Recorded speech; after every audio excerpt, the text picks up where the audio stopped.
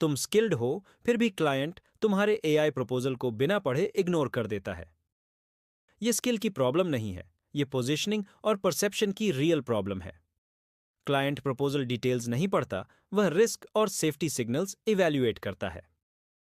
ज्यादातर AI proposals safety नहीं बल्कि अनसर्टेनिटी कम्युनिकेट करते हैं। आज मैं वही रीजंस बताने वाला हूं जो प्लेटफॉर्म्स जानबूझकर डिस्कस नहीं करते, क्योंकि यह नॉलेज स्किल नहीं बल्कि मार्केट अथॉरिटी क्रिएट करती है। क्लाइंट रोज कई एआई प्रपोजल्स देखता है, लेकिन बहुत कम डील्स फाइनलाइज करता है। उसके पास टाइम की कमी नहीं है, उसके पास रॉन्ग डिसीजन का डर है। गलत फ्रीलांसर चुनने का डर, बजट वेस्ट होने का डर, ट्रस्ट टूटने का डर। पहला बड़ा रीजन यह है कि स्किल हैवी प्रपोजल क्लाइंट को अनसेफ फील कराता है।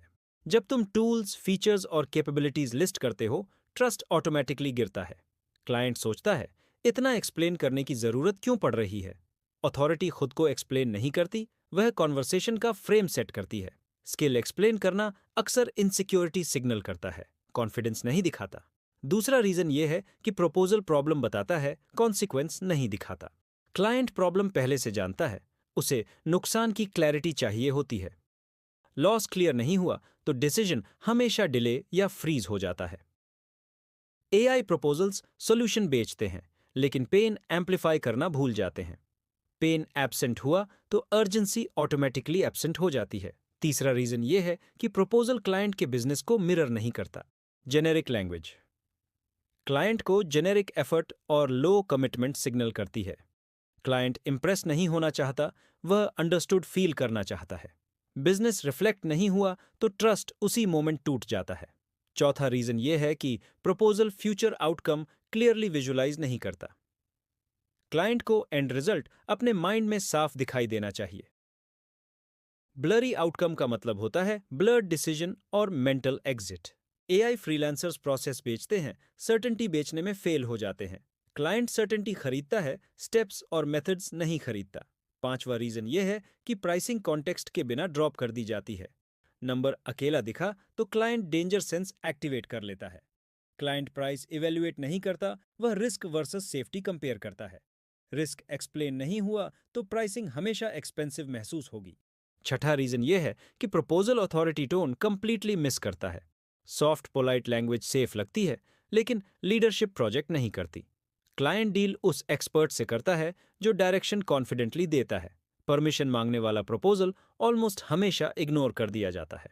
सातवां रीजन यह है कि प्रपोजल अर्जेंसी को सिस्टमैटिकली किल करता है। अनलिमिटेड अवेलेबिलिटी ट्रस्ट नहीं बल्कि वीकनेस सिग्नल करती है। क्लाइंट सोचता है, बाद में देखेंगे, अभी इतना जरूरी नहीं है। लेटर लिस्ट में गया प्रपोजल प्रैक्टिकली डेड प्रपोजल बन जाता है।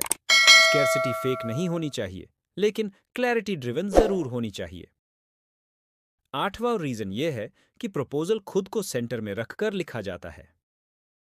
आई लैंग्वेज हैवी होती है, जबकि यू लैंग्वेज मिसिंग रहती है। क्लाइंट खुद को हीरो देखना चाहता है, फ्रीलांसर को नहीं। स्टोरी में क्लाइंट एब्सेंट हुआ तो रिप्लाई भी एब्सेंट हो जाता है। नौवां रीजन यह है कि प्रपोजल फर्स्ट रीड में डिसीजन लॉक नहीं करता। क्लाइंट सेकंड रीड प्लान नहीं करता, वह सिंपली भूल जाता है।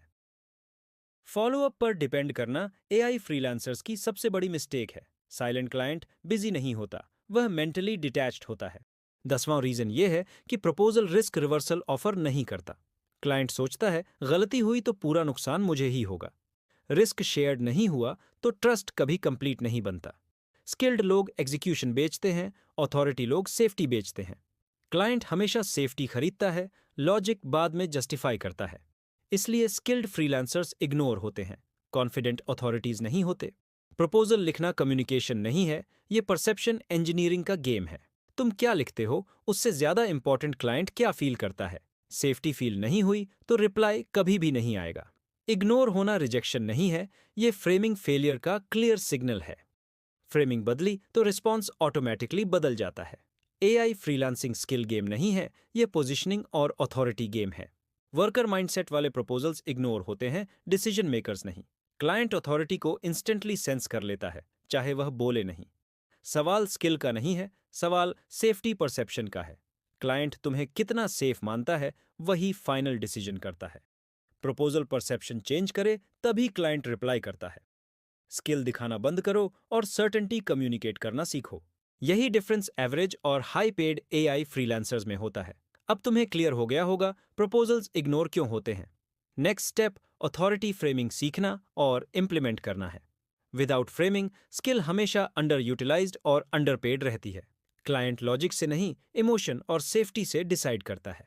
प्रपोजल इमोशन कंट्रोल करे तभी डील कन्वर्ट होती है। यही ट्रूथ है जो प्लेटफॉर्म्स ओपनली कभी डिस्कस नहीं करते।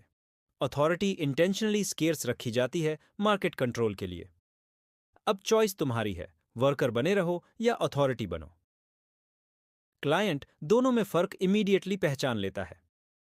प्रपोजल तुम्हारी मार्केट पोजीशनिंग का डायरेक्ट मिरर होता है। वीक पोजीशनिंग साइलेंट इनबॉक्स बनाती है, स्ट्रॉन्ग पोजीशनिंग रिप्लाईज लाती है। गेम प्रपोजल लिखने का नहीं, परसेप्शन डिजाइन करने का है।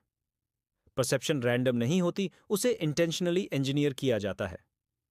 रैंडम राइटिंग से अथॉरिटी कभी बिल्ड नहीं होती। सिस्टमैटिक फ्रेमिंग इग्नोर्ड प्रपोजल्स को प्रॉफिटेबल डील्स में बदलती है। ये समझ आ गई तो इनकम सीलिंग नेचुरली ब्रेक होगी, वरना स्किल लाइफ टाइम भर अंडरपेड ही रह जाती है। अब तुम्हारे पास क्लैरिटी है और डायरेक्शन भी। अगर ये ब्रेकडाउन तुम्हारे लिए जेन्युइनली वैल्यूएबल था तो चैनल को सब्सक्राइब करो ताकि आगे भी ऐसी क्लैरिटी मिलती रहे। इस वीडियो को लाइक करो और कमेंट जरूर करो। कमेंट में लिखो तुम्हारा प्रपोजल सबसे ज्यादा कहाँ इग्नोर होता है।